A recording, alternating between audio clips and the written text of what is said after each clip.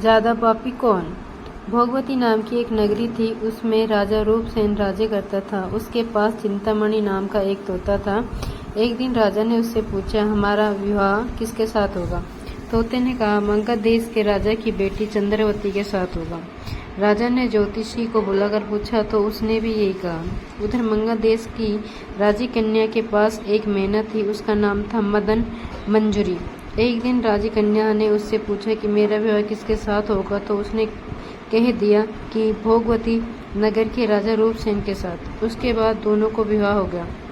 रानी के साथ उसकी मैना भी आ गई। राजा रानी ने तोता मैना का विवाह करके उसे एक पिंजरे में रख दिया। एक दिन की बात है कि तोता मैना में बहस हो गई। मैना ने कहा, आदमी बड़ा पापी, दगाबाज और अधर्मी होता है। तोते ने कहा कि स्त्री झूठी, लालची और हत्यारी होती है। दोनों का झगड़ा बढ़ गया तो राजा ने कहा, क्या बात है, तुम आपस में लड़ते क्यों हो? मैना ने कहा, महाराज, मर्द बड़े बुरे होते हैं। इसके बाद मैना ने एक कहानी सुनाई।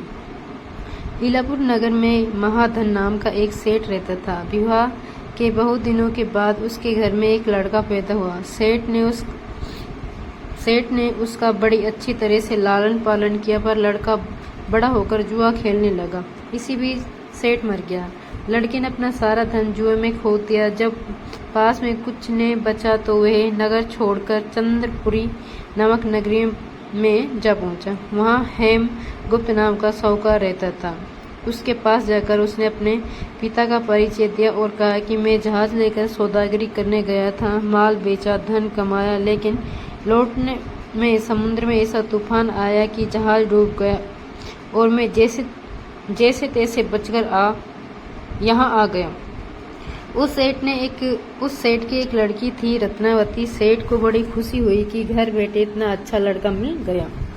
उसने उस लड़के को अपने घर में रख लिया और कुछ दिन बाद अपनी लड़की से उसका विवाह कर दिया। दोनों वहीं रहने लगे। अंत में एक दिन वहां से विदा हुए। सेठ ने बहुत सा धन दिया और एक दासी को उसके साथ भेज दिया।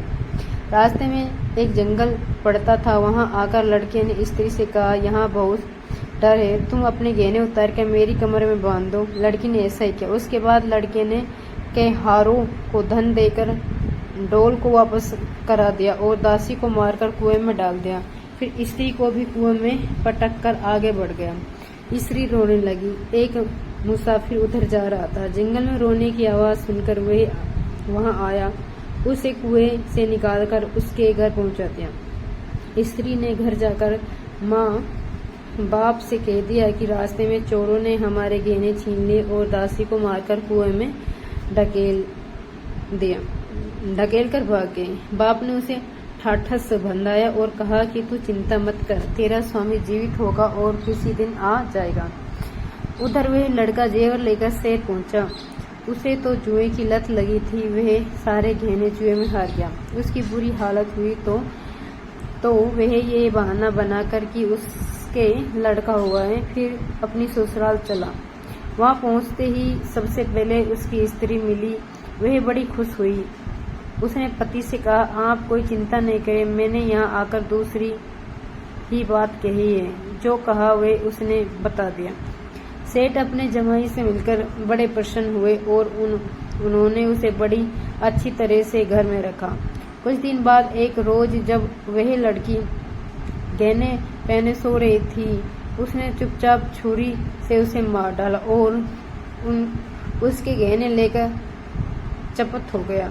मैना बोली, महाराज, ये सब मैंने अपनी आंखों से देखा। ऐसा पापी होता है आदमी। राजा ने तोते से कहा, अब तुम बताओ कि स्त्री क्यों बुरी होती है। इस पर तोते ने ये कहानी सुनाई। कंचनपुर में सागरदत्त नाम का एक सेठ रहता था। उसके श्रीदत्त नाम का एक लड़का था। वहां से कुछ दूर पर एक और नगर था, श्री विजयपुर। उसमें सोमदत्त नाम का सेठ रहता था। उसके एक लड़की थी, वे श्रीदत्त को ब्याही थी। ब्याह के बाद श्रीदत्त व्यापार करने परदेश चला गया। 12 बरस हो गए और वह न आया तो जयश्री व्याकुल होने लगी। एक दिन वह अपनी अटारी पर खड़ी थी कि एक आदमी उसे दिखाई दिया। उसे देखते ही वह उस पर मोहित हो गई। उसने उस अपनी सखी के घर बुलवा लिया। रात होते ही वे उस सके घर चली जाती और रात भर वहाँ रहकर दिन निकलने से पहले ही लौट आती। इस तरह बहुत दिन बीत गए। इस बीच एक दिन उसका पति परदेश से लौट आया। स्त्री बड़ी दुखी हुई। अब वह क्या करे। पति हारा थका था। जल्दी ही उसकी आंख लग गई और स्त्री उठकर अपने दोस्त के पास चली गई। रास्ते में एक चोर खड़ा था। वह देखने लगा कि स्त्री कहाँ जाती है। धीरे धीरे वे सहेली के मकान पर पहुंची। चोर भी पीछे पीछे गया। संयोग से उस आदमी को सांप ने काट लिया था और वह मर पड़ा था। स्त्री ने समझा सो रहा है। वही आंगन में पीपल का एक पेड़ था जिस पर एक पिशाच बैठा ये लीला देख रहा था। उसने उस आदमी के शरीर में प्रवेश करके उस स्त्री की नाक काट ली और फिर उस आदमी की देह से निकलकर पेड़ पर जा बैठा। स्त्री रोती हुई अपनी सहेली के पास गई। सहेली ने कहा कि तुम अपने पति के पास जाओ और वहां बैठकर रोने लगो।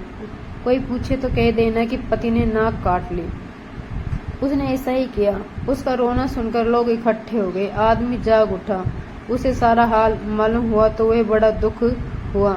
लड़की के बाप ने कोतवाल को खबर दे दी। कोतवाल उन सबको राजा के पास ले गया। उस लड़की की हालत देखकर राजा को बड़ा गुस्सा आया। उसने कहा उस आदमी को सूली पर लटका दो। वह चोर वहां खड़ा था। जब उसने देखा कि एक बेकसूर आदमी को सूली पर लटकाया जा रहा है तो उसने राजा के सामने जाकर सब हाल सच बता दिया। बोला अगर मेरी बात का विश्वास नहीं हो तो जाकर देख लीजिए। उस आदमी के मुंह में स्त्री की नाक है। राजा ने दिखवाया तो बात सच निकली। इतना कहकर तोता बोला हे राजन, स्त्रियां ऐसी होती हैं। राजा ने उस स्त्री का सिर मुंडवाकर गधे पर चढ़ाकर नगर में घुमवाया और शहर से बाहर छुड़वा दिया। ये कहानी सुनाकर बेताल बोला राजा बताओ कि दोनों से ज्यादा पापी कौन है। राजा ने कहा स्त्री। बेताल ने पूछा कैसे। राजा ने कहा मर्द कैसा भी दुष्ट हो उसे धर्म का थोड़ा बहुत विचार रहता ही है, स्त्री को नहीं रहता, इसलिए वे अधिक पापनी है। राजा के इतना कहते ही बेताल फिर पेड़ पर जा लटका। राजा लौट कर गया तो उसे पकड़कर लाया। रास्ते में बेताल लाया। रास्ते में बेताल ने 5वीं कहानी सुनाई। अगर दोस्तों कहानी पसंद आई तो लाइक शेयर सब्सक्राइब जरूर करें।